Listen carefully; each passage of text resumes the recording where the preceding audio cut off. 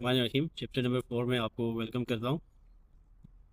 Permit to work system, इस chapter का objective है कि जो वर्क परमिट सिस्टम है ये एक ऐसे क्वेश्चंस हैं, ऐसे टॉपिक्स हैं कि हर इंटरव्यू में ऑलमोस्ट ही पूछे जाते हैं, स्पेशली कंस्ट्रक्शन के हवाले से, oil and gas, power plant, petrochemical, solar project.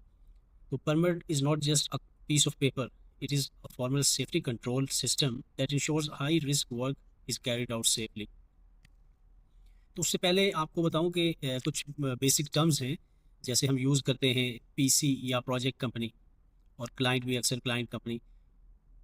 और एक टर्म यूज़ करते हैं हम ईपीसी, ईपीसी जो engineering procurement and construction company होती है, या मैन कॉन्ट्रैक्टर भी उसको कहते हैं। फिर एक एससी सब कॉन्ट्रैक्टर उसको बोलते हैं। फिर एक कंसल्टेंट की टर्म जो आमतौर पे हम जो यूज़ करते हैं, कंसल्टेंट में इंजीनियरिंग कंसल्टेंट भी होते हैं, project management consultant, design consultant, HSC consultant होते हैं। अब इनमें फ़र्क क्या है वो थोड़ा सा समझिए कि कोई भी जो प्रोजेक्ट है, वो प्रोजेक्ट जिस कंपनी का होगा, वो आगे उसने मेन कॉन्ट्रैक्टर को दिया होगा, उस प्रोजेक्ट कंपनी ने मेन कॉन्ट्रैक्टर को कॉन्ट्रैक्ट दिया होगा। मेन कॉन्ट्रैक्टर के आगे फिर जो काम के थोड़े थोड़े काम के हिस्से जो है वो तकसीम करके उसने आगे छोटे छोटे कॉन्ट्रैक्टर्स को दिए होंगे, और वो फिर सब कॉन्ट्रैक्टर कहते हैं। तो मेन कॉन्ट्रैक्टर या ईपीसी, और फिर सब कॉन्ट्रैक्टर या एससी। और कंसल्टेंट वो होता है जो इनको कंसल्टेंसी सर्विसेज देता है, जैसे इन क्लाइंट की तरफ से या ऑनर की तरफ से होंगे, उनके इंजीनियरिंग कंसल्टेंट होंगे, प्रोजेक्ट मैनेजमेंट कंसल्टेंट होंगे, डिज़ाइन कंसल्टेंट होंगे, सेफ्टी में कंसल्टेंट होंगे, तो उसमें भी डिपार्टमेंट होते हैं कंसल्टेंसी में। What is a permit to work system या पीटीडब्ल्यू है क्या? तो पीटीडब्ल्यू या permit to work is a formal written authorisation, एक रिटन इजाज़तनामा है जो हमें अलाउ करता है कि स्पेसिफिक काम को किया जाए। कंस्ट्रक्शन साइट पे कोई भी काम करने से पहले एक इजाज़त दी जाती है, अगर फॉर्मल रिटन अथोराइजेशन हासिल की जाती है, उसको हम परमिट कहते हैं। एक ख़ास लोकेशन के लिए, एक ख़ास वक्त के लिए, and after all hazards have been identified, उस काम के अंदर तमाम खतरात की निशानदेही करके और नेसेसरी कंट्रोल मेजर्स को इम्प्लीमेंट करके, उसके बाद। अच्छा, अब देखें जो परमिट है क्या। कि अब कंपनी के पास जो परमिट का पूरा डिपार्टमेंट होगा, मेन कॉन्ट्रैक्टर में एक परमिट कोऑर्डिनेटर होगा जिसके पास तमाम परमिट का रिकॉर्ड होगा, तमाम परमिट को वो इशू भी करेगा, क्लोज भी करेगा, उसके पास रिकॉर्ड होगा, लॉग मैनेज करेगा। जैसे आज के दिन हमारी कंपनी में 90 परमिट जारी हुए, यानी आज के दिन कहाँ कहाँ पे काम हो रहा है, परमिट से हमें पता चलेगा कि फ़लाँ जगह पे फ़लाँ काम फ़लाँ कंपनी कर रही है, फ़लाँ लोग कर रहे हैं, वो हॉट वर्क कर रहे हैं, वो वर्क एट हाइट हो रहा है, इधर एक्सकवेशन एक्टिविटी चल रही है, इधर लिफ्टिंग एक्टिविटी चल रही है। उस काम में कौन से लोग इन्वॉल्व हैं, परमिट के साथ टीबीटी शीट होती है, तमाम लोगों को जो टीबीटी दी जाती है वो दे के साइन करके लगा के फिर परमिट जारी होता है। तो ये लोग कर रहे हैं वो। मेन पर्पज़ इसका कि हैज़र्ड्स को आइडेंटिफाई किया जाए और जो कंट्रोल मेजर्स हैं उनको इम्प्लीमेंट किया जा सके।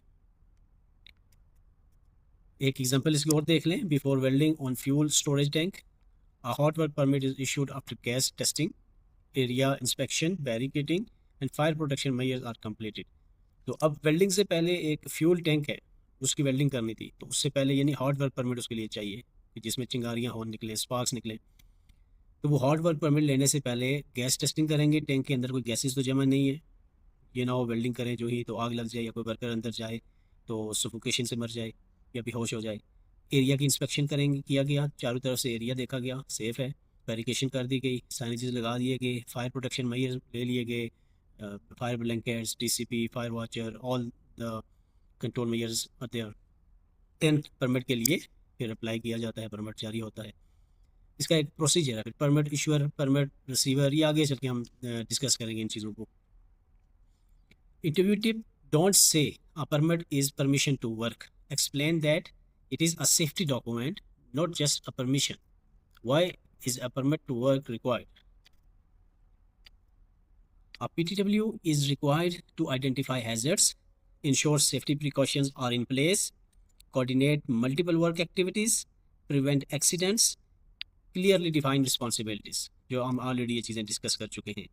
Example: during maintenance inside a transformer room, a PTW ensures electrical isolation, Lotte and authorization before work begins. कि अगर मिसाल के तौर पे एक ट्रांसफार्मर रूम के अंदर काम करना है, तो मेंटेनेंस का काम, तो उससे पहले परमिट लिया जाएगा, फिर उसको इलेक्ट्रिकली आइसोलेशन की जाएगी, उसकी इलेक्ट्रिकल आइसोलेशन होगी, लोटो का परमिट होगा, लोटो अप्लाई होगा, work and authorization before work begins.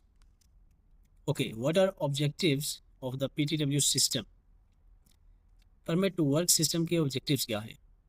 तो हम ये भी ऑलमोस्ट डिस्कस कर चुके हैं कि इसका ऑब्जेक्टिव क्या है, कंट्रोल हाई रिस्क वर्क, कि जिस हाई रिस्क वर्क जिसमें ज़्यादा रिस्क है उसको कंट्रोल किया जा सके, वर्कर को प्रोटेक्ट किया जा सके, prevent equipment damage, machinery equipment property को डैमेज से बचाया जा सके, एनवायरमेंटल इंसिडेंट से बचा जा सके, ensure proper communication between departments. Moving to the question number 4, what information is included in a PTW? A PTW normally includes work description, कि कौन सा काम है, क्या काम है, उसके हवाले से तफसील होगी, वर्क की लोकेशन, किस जगह पे काम है, परमिट नंबर कौन सा है, डेट और वैलिडिटी क्या क्या होगी इसकी, हैजर्ड्स कौन कौन से हैं, कंट्रोल मेजर्स या प्रिकॉशंस क्या क्या ली गई हैं, पीपी कौन कौन से चाहिए और दिए गए हैं, गैस टेस्टिंग रिजल्ट्स, अगर कन्फाइंड स्पेस है या गैस वहाँ पे हो सकती है तो गैस टेस्टिंग के साथ रिपोर्ट लगेगी, आइसोलेशन डिटेल फिर उसकी लगेगी, इमरजेंसी प्रिकॉशंस क्या हैं आपके पास, अगर इमरजेंसी होगी तो आप क्या करेंगे, क्या इमरजेंसी रिस्पॉन्स प्लान है, और signature of issuer and receiver. Question number 5, what are common types of work permits? Common permits include hot work permit, cold work permit, confined space entry, excavation, electrical work, lifting, working at height, radiography, energization. अब इसमें मुख्तलिफ companies के अंदर मुख्तलिफ system है, हर company का एक अपना सिस्टम है। जैसे अरामको के अंदर 4 बेसिक टाइप से परमिट की, तो लेकिन हर कंपनी का एक अपना सिस्टम है। तो ये जनरल हम बात करेंगे। What is a hot work permit? A hot work permit authorizes work that generates heat, sparks or flames which would ignite combustible material। ठीक है, मैंने पहले हम अर्ज़ किया कि हॉट वर्क परमिट से मुराद ऐसा काम जिसके अंदर चिंगारियाँ निकलें, हीट निकले, शोले निकलें, जिससे आसपास आग लगने का ख़तरा हो। इसमें एग्जांपल यानी वेल्डिंग, गैस कटिंग या ग्राइंडर यूज़ हो रहा है, grinding, brazing, flame heating, all दोस्त। Question number 7, what precautions should be taken before hot work? Okay, before starting hot work शुरू करने से पहले उसका सबसे पहली चीज़ उसका परमिट लेना चाहिए। चारों तरफ जो कंबस्टेबल या आग पकड़ने वाली मटेरियल है, लकड़ी, कपड़ा, gas, rubber, oil, chemical, paint, वो सारा रिमूव करें। वर्क एरिया जहाँ पे काम हो रहा है उसको बैरिकेड लगाएं, चारों तरफ बैरिकेशन लगाएं। सॉफ्ट बैरियर या हार्ड बैरियर, दो चीज़ें होती हैं। सॉफ्ट बैरियर जो आम कॉशन टेप हम यूज़ करते हैं रेड और वाइट कलर की कंस्ट्रक्शन के लिए, और हार्ड में क्या होता है कि लकड़ी के, लोहे के बैरियर आप यूज़ करते हैं। टू कीप अप्रोप्रिएट, अब यहाँ पे आप सॉफ्ट बैरिकेशन यूज़ कर सकते हैं, लेकिन जहाँ पे एक्सकवेशन है उसमें हार्ड बैरिकेशन ज़्यादा बेस्ट होते हैं। कीप अप्रोप्रिएट फायर एक्सटिंक्शर, वहाँ पे फायर एक्सटिंक्शर जो मुनासिब फायर एक्सटिंक्शर है वहाँ पे मौजूद होना चाहिए, आमतौर पे डीसीपी, और ट्रेंड फायर वॉचर वहाँ पे मौजूद हो। अगर आग लग जाए तो वो फ़ौरन उसको बुझाएगा, और फायर वॉचर को काम ख़त्म होने के 30 मिनट बाद तक वहाँ पे मौजूद रहना चाहिए। और इंस्पेक्ट वेल्डिंग इक्विपमेंट, वेल्डिंग से पहले वेल्डिंग मशीन को चेक किया जाए, उसकी इंस्पेक्शन हुई है, उसके अंदर कोई डेंजर या ख़तरा ना हो, और वहाँ पे वेंटिलेशन का मुनासिब इंतज़ाम है, तमाम वर्कर्स ने या जो क्रू है वेल्डिंग क्रू उसने पीपीज़ पहने हुए हैं, और गैस टेस्टिंग अगर ज़रूरत हो तो वो की जाए। अब कोल्ड वर्क परमिट क्या होता है?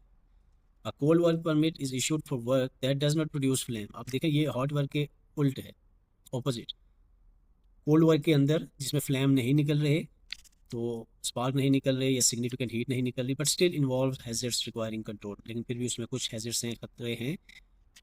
मिसाल के तौर पे mechanical maintenance, pipe fitting, equipment installation, bolt tightening. अब ये क्या है, पास जगहों पे इनको जनरल वर्क परमिट में भी ये आते हैं, और आमतौर पे इनको कोल्ड वर्क परमिट के अंदर ये चीज़ें आ जाएंगी। Maintenance, pipe fitting, pipe installation, equipment installation, nut bolt काबले, ठीक है, वो टाइट करना।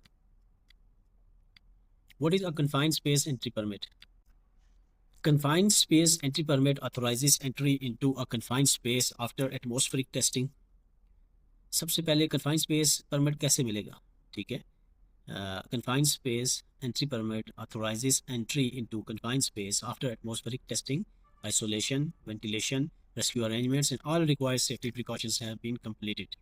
तो confined space permit क्या हुआ कि कोई भी ऐसी तंग जगह, कन्फाइंड स्पेस होती है कोई तंग जगह जिसके अंदर जाने बाहर निकलने के महदूद रास्ते हों, limited means of access and egress, जैसे कोई पानी की टैंकी है, सेवरेज की लाइन, पाइपलाइन, या ऐसी गहरी excavation that is deeper than 1.2 metre and depth is greater than the width, उसकी गहराई उसकी चौड़ाई से ज़्यादा है, तो वो भी कन्फाइंड स्पेस हो जाती है।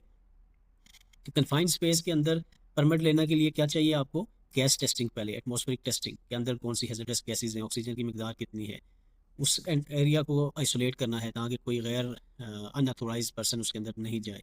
जो बंदा अंदर जाएगा उसका रिकॉर्ड होगा। Entry attendant, confined space entry attendant एक होगा एंट्री के ऊपर, जिसके पास रिकॉर्ड होगा अंदर कौन है, कब गया, ठीक है, सारी डिटेल उसकी। कन्फाइंड स्पेस के अंदर वेंटिलेशन का इंतजाम किया जाएगा, वहाँ से जहरीली गैसेज को बाहर निकालने के लिए वेंटिलेशन का इंतजाम किया जाएगा। रेस्क्यू अरेंजमेंट होंगी, अगर कोई इमरजेंसी हो जाए, हादसा हो जाए, तो इमरजेंसी रिस्पॉन्स टीम को स्टैंड बाय रखा जाएगा और तमाम प्रिकॉशंस मुकम्मल की जाएंगी। एक्सकवेशन परमिट, एक्सकवेशन दो तरह की है, मैनुअल एक्सकवेशन और मैकेनिकल एक्सकवेशन। मैनुअल जो हाथों से हम मिट्टी खोदते हैं, ज़मीन खोदते हैं, और मैकेनिकल जो मशीन के साथ या एक्सकवेटर मशीन के साथ आमतौर पे हम खोदते हैं। एक्सकवेशन परमिट लेने के लिए हमें क्या चाहिए, अंडरग्राउंड यूटिलिटीज़ की स्कैनिंग करनी है। वहाँ से स्कैनिंग होगी कि नीचे पाइप लाइन, कोई गैस की पाइप लाइन है, कोई पानी की, कोई बिजली की लाइन है नीचे, तो उसकी पहले स्कैनिंग करेंगे, फिर उसकी एक्सकवेशन का परमिट मिलेगा। फिर सॉइल का टेस्ट की रिपोर्ट साथ लगेगी, सॉइल टाइप कौन सी है, A B C D कौन सी टाइप है, प्रोटेक्टिव सिस्टम्स और इमरजेंसी अरेंजमेंट सारी बंदोबस्त करके तो परमिट उसके बाद मिलेगा। What is an electrical work permit? Electrical work permit, it authorizes work on electrical systems after proper isolation, lockout, tagout, testing for absence of voltage and verification of safe working condition। Electrical system के ऊपर आप काम करने से पहले उसका permit लिया जाता है, और उस परमिट के साथ आपने lockout, tag out, check list वो साथ लगानी होती है, और उसके बाद आपने एरिया को आइसोलेशन कर, प्रॉपर आइसोलेशन उसकी करनी होती है। उसके जितने हैजर्ड्स हैं और कंट्रोल मेजर्स हैं वो सारे लेके फिर ये परमिट लिया जाता है। मेक श्योर कि वहाँ पे कोई वोल्टेज ना हो और सेफ वर्किंग कंडीशन मौजूद हो। एंड ये आपके समझाने के लिए डिटेल बता रहा हूँ। क्वेश्चन इंटरव्यू को आपने उतना आंसर करना है जितना यहाँ पे लिखा है, that is enough. What is a lifting permit?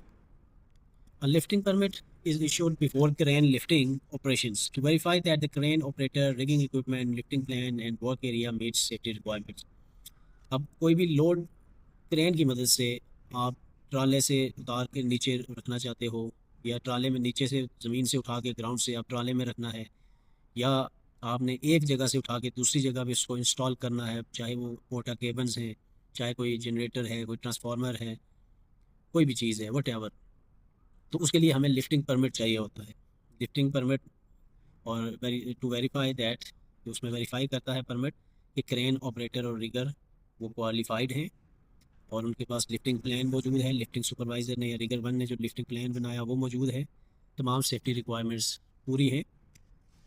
What is our working, question number 13, what is working at height permit? तो वर्क एट हाइट परमिट, कोई भी काम जो हम 1.8 मीटर या इससे ऊंची जगह पे करते हैं तो उसको वर्क एट हाइट कहते हैं। उसके लिए हमें परमिट चाहिए होता है। उसमें हमने फॉल प्रोटेक्शन और फॉल प्रिवेंशन सिस्टम इंश्योर करने होते हैं। कि फॉल प्रोटेक्शन में क्या है कि फुल बॉडी हार्नेस पहना हो वर्कर ने। फॉल प्रिवेंशन क्या है कि जिस प्लेटफॉर्म पे काम हो रहा है वो प्लेटफॉर्म उसकी इंस्पेक्शन की गई है, इंस्पेक्टेड है, और उसके आगे toe board, mid rail, top rail लगी है, गार्ड रेल सिस्टम मौजूद है। Who is the permit issuer? Permit issuer कौन है? परमिट इश्यूअर एक ऐसा वो अथोराइज पर्सन होता है जो उस काम को रिव्यू करता है, सेफ्टी प्रिकॉशंस को वेरीफाई करता है और परमिट इशू करता है। आमतौर पे ये जो मेन कॉन्ट्रैक्टर कंपनी या ईपीसी है उसके अंदर इंजीनियर होता है, रिस्पॉन्सिबल इंजीनियर और site in charge. Who is the permit receiver? Performing authority. अब परमिट रिसीवर वो शख्स है जो परमिट बनाता है, डॉक्यूमेंट फिल करता है, उसको प्रिपेयर करेगा, उसको इश्यूअर के पास जाएगा, उसको कोऑर्डिनेटर के पास जाएगा। परमिट का सारा जो प्रोसेस करने वाला ये होता है परमिट रिसीवर। परमिट रिसीवर को परफॉर्मिंग अथॉरिटी भी कहते हैं। He is responsible for understanding the permit conditions, communicating them to the work team and ensuring work is carried out safely. Can work start without a permit? बगैर permit के काम नहीं हो सकता कोई भी। High risk work must never begin without a required valid permit and all specified safety precautions. When should a permit be suspended? Permit कब suspend होता है, कब उसको आप रोक देते हो? तो परमिट अगर वेदर कंडीशन अनसेफ हो गई, तेज़ हवाएं आ गई, बंद हो जाएगा। Gas test fail, gas testing में पता चला अंदर हैजर्डस गैसेस मौजूद है। Work condition changes, work condition change हो गई, इमरजेंसी कोई अकर हो गई, वहाँ पे साइट पे कोई हादसा हो गया, सेफ्टी प्रिकॉशंस जो ली गई थी वो आर नो लॉन्गर इफेक्टिव, वो मौसर नहीं रही, खतरात बढ़ गए। परमिट कंडीशंस जो है वायलेट की गई है। When should a permit be closed? Permit अब क्लोज कब होता है? ये तो आपने सस्पेंड किया परमिट को, अब परमिट क्लोज कब होगा, कि उसको ख़त्म कब करना है, काम को ख़त्म करेंगे जब, तो उसके बाद परमिट हम क्लोज करेंगे। तो वर्क जब कंप्लीट हो जाए, या area is clean, work area clean हो जाए, इक्विपमेंट रिस्टोर कर दिया जाए, temporary isolation are remove, final inspection is completed, both issuer and receiver sign the permit closure. यानी जो भी हम काम कर रहे हैं वो काम जब खत्म हो जाता है तो हम उस परमिट को फिर क्लोज करते हैं, इश्यूअर रिसीवर दोनों साइन करते हैं, फिर कोऑर्डिनेटर के पास जाके जमा करवाएंगे। Question number 19. What is permit validity? Permit validity is the approved time period during which work may be performed. If the permit expires before work is completed, it must be renewed or issued. Permit की validity कहते हैं कि permit कितने दिन के लिए था, कितनी देर के लिए था। जनरल वर्क परमिट है जैसे 7 डेज़ के लिए होता है, कुछ जगहों पर 6 डेज़ के लिए होता है, या कुछ हॉट वर्क या लिफ्टिंग का परमिट है तो वो एक शिफ्ट के लिए या 1 डे के लिए होता है। तो हर कंपनी में एक अपना उसका हिसाब किताब होता है। तो अगर वो टाइम गुजर गया, काम मुकम्मल नहीं हुआ, तो फिर आपको दोबारा से परमिट लेना पड़ेगा या उसको रीवैलिडेट करवाना पड़ेगा। What happens if the work scope changes? अगर वर्क स्कोप चेंज हो जाए, if the work scope changes, the existing permit must be reviewed, if necessary it should be suspended और cancelled, and a new risk assessment and permit should be issued before. Scope क्या है कि आपका जो काम की नोयत है वो तब्दील हो गई है, कोई नई मशीनरी आ गई है वहाँ पे साइड पे, पहले मैनुअल हैंडलिंग हो रही थी, अब एक्सकवेशन हो गई, हम खुदाई जो है एक्सकवेटर्स के साथ करेंगे। तो अब वर्क स्कोप में तब्दीली आ गई है, तो अब क्या होगा, आपका जो एग्जिस्टिंग परमिट है उसको फिर रिव्यू किया जाएगा, अपडेट किया जाएगा, या फिर परमिट को अगर सस्पेंड किया है या कैंसिल किया है। सस्पेंड का मतलब है आर्जी तौर पे उसको मुअत्तल करना, रोकना, और कैंसिल का मतलब है कि परमिट कैंसिल कर दिया, ख़त्म, ये परमिट अब वैलिड नहीं रहेगा। या कोई न्यू रिस्क असेसमेंट, फिर आपको नया रिस्क असेसमेंट करना पड़ेगा कि आप इस नई मशीनरी या वर्क स्कोप के चेंजेस के साथ, नई मशीनरी यहाँ पे आने के साथ कौन कौन से ख़तरात बढ़े हैं और उनके कंट्रोल मेजर्स क्या होंगे। तो उसके बाद फिर हम नया परमिट बनाएंगे। What is साइमॉप्स? साइमॉप्स का मतलब होता है साइमल्टेनियस ऑपरेशन, दो काम या दो से ज़्यादा काम एक ही वक्त में एक ही जगह पे हो रहे हों, two or more activities taking place at the same time in the same area, where one activity may create additional hazard for another. For example, welding is taking place while a crane lifting steel beams nearby. These activities require coordination to prevent conflict and accidents. अब दो काम, जैसे एक welding हो रही है इधर, साथ ही लिफ्टिंग हो रही है जी, पाइप या स्टील के जो बीम है उनको उठाया जा रहा है, लिफ्ट किया जा रहा है। तो अब देखें, वो जो वेल्डिंग वाली टीम है वो, उनको नुकसान पहुंच सकता है, चोट लग सकती है लिफ्टिंग से, या लिफ्टिंग वालों को कोई हैजर्ड हो सकता है इनसे। तो इसके लिए, ऐसे कामों के लिए फिर साइमॉप्स, साइमल्टेनियस ऑपरेशन का एक परमिट होता है, परमिट की किस्म होती है, वो हासिल किया जाता है। What is isolation? ऑप्स जहाँ पे होगा तो वहाँ पे एक चीज़ ये पूछी जा सकती है कि वहाँ पे हैजर्ड्स क्या होंगे या उसका तरीक़ाकार क्या होगा। तो उसमें जो दोनों इश्यूर हैं वो दोनों इश्यूर परमिट पे साइन करेंगे, एक दूसरे के परमिट पे साइन करेंगे। यानी इस एक्टिविटी का जो परमिट का इश्यूर कोई और है, इसका कोई और है, अगर वो दोनों एक दूसरे के परमिट पे साइन करेंगे, एक दूसरे की साइड का जॉइंट इंस्पेक्शन करेंगे, और जो टीमें होंगी उन दोनों टीम्स को ब्रीफिंग दी जाएगी कि आप ये एक्टिविटी इधर हो रही है तो ये इसके लिए ये ख़तरा है, इसके लिए आपके लिए ये ख़तरा है, इससे कैसे बचना है। Okay. Question number 22. What is isolation? Isolation is the process of disconnecting or securing all hazardous energy sources before maintenance or repair work begin. जब hazardous energy sources हैं, जैसे बिजली का या कोई मैकेनिकल है, पाइपलाइन है, उस पर काम अगर हो रहा है मेंटेनेंस का, तो जो उसका पावर सोर्स है, एनर्जी सोर्स है, उसको हम या डिस्कनेक्ट करते हैं या फिर उसको सिक्योर करते हैं, ताकि आगे काम करने वाले लोग उसके ख़तरात से महफूज रह सकें। एनर्जी सोर्सेज जैसे electrical, mechanical, hydraulic, pneumatic, chemical, thermal, stored energy, कोई भी हो सकता है। What is Lotte? Lotte stands for lock out tag out. It is a safety procedure used to isolate hazardous energy by locking and tagging energy isolating devices to prevent accidental startup during maintenance. Example, before repairing an electrical motor, breaker is switched off, locked with padlock, tagged with warning information and tested to confirm zero energy. अब देखें, ये लोटो के बाकायदा steps हैं, कुछ जगहों पे इसके 8 स्टेप्स हैं, कुछ जगहों पे इसके 10 स्टेप्स हैं। तो अब इस प्रोसीजर को क्या करते क्यों हैं कि जो हैज़र्डस सोर्स ऑफ एनर्जी है, इलेक्ट्रिकल है, मैकेनिकल है, जैसे मिसाल यहाँ पे दी गई है कि आप एक इलेक्ट्रिकल मोटर के ऊपर काम करना चाह रहे हो, तो उसका जो पावर सोर्स है, ब्रेकर है, उसको बंद करोगे। वहाँ आपने एक पैड लॉक, एक डिवाइस होती है, वो लगा के उसके ऊपर ताला लगा के उसके ऊपर टैग लगाना है कि किसने लॉक किया, कितनी देर के लिए किया, किस पर्पज़ के लिए किया, ताकि कोई दूसरा वर्कर एक्सीडेंटली आके उस पावर सोर्स को ऑन ना कर दे और आगे काम करने वाले हादसे का शिकार ना हो। What should an HSC officer check before approving work? तो वर्क या वर्क परमिट को अप्रूव करने से पहले एचएससी ऑफिसर क्या चेक करेगा? HSC officer should verify correct permit, कि उसको वेरीफाई करना है कि अगर हॉट वर्क है तो ये हॉट वर्क का परमिट है। ये नहीं है कि जनरल वर्क परमिट या कोल्ड वर्क परमिट के अंदर हॉट वर्क हो रहा हो।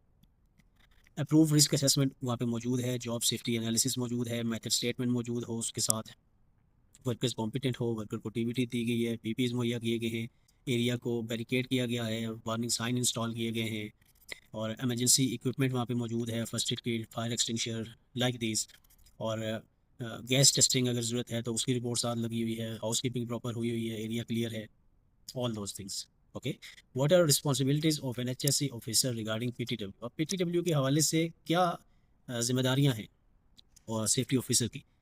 तो verify permits are valid. Number एक, कि परमिट वैलिड होना चाहिए, उसको वेरीफाई करना है सेफ्टी ऑफिसर ने या सेफ्टी स्टाफ ने।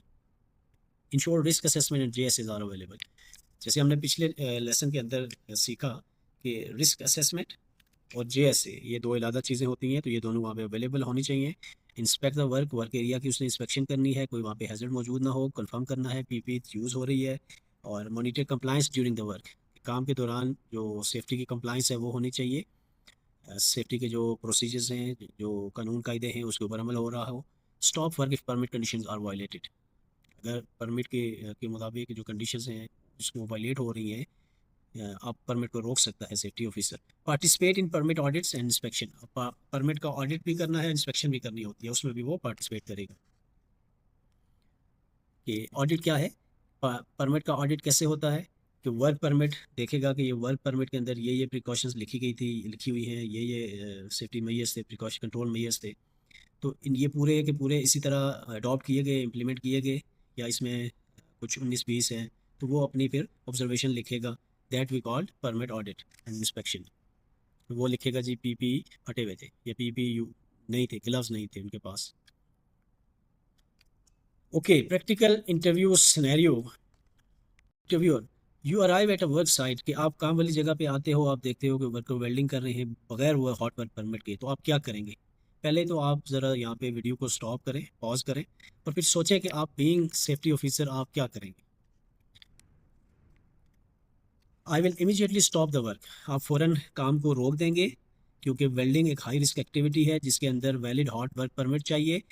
और मैं उनको रीज़न एक्सप्लेन करूँगा सुपरवाइज़र को, जो कंस्ट्रक्शन का सुपरवाइज़र, फोरमैन या इंजीनियर होंगे वहाँ पे, उनको आप एक्सप्लेन करेंगे कि required risk assessment, JSA, gas testing, fire extinguisher, fire watch, PP, they should be available here before starting the hot work.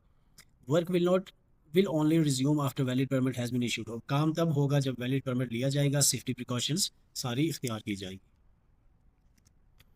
Top 10 questions interviewers ask, what is permit, why permit is important, types of work permits, hot work permit क्या होता है, cold work क्या होता है, confined space क्या होता है, excavation permit क्या होता है, परमिट कौन इशू करता है, who can start without a permit, can we start, कि बगैर परमिट के हम काम कर सकते हैं, व्हाट इज़ लोटो। तो क्विक रिवीजन हम करते हैं कि परमिट एक फॉर्मल रिटर्न अथोराइजेशन है हाई रिस्क वर्क के लिए। हॉट वर्क जहाँ पे चिंगारियाँ निकलें, welding, cutting, grinding. Cold work जिसमें non spark producing maintenance installation activities. Confined space permit required before entering any confined space. So, any excavation permit जिसमें required before digging. Electrical permit required before electrical work. Rotor permit, lockout, tag out, zero energy verification. Permit issuer who authorizes the work. Receiver who executes the work safely. Permit receiver permit prepare भी करेगा, और ये जहाँ पे काम होता है वहाँ पे मौजूद रहेगा उस काम वाली जगह पे हर टाइम जब तक काम खत्म ना हो। Never start high risk work without a valid permit. तो चैप्टर नंबर 5 हम प्रीव्यू कर लेते हैं, working at height and scaffolding.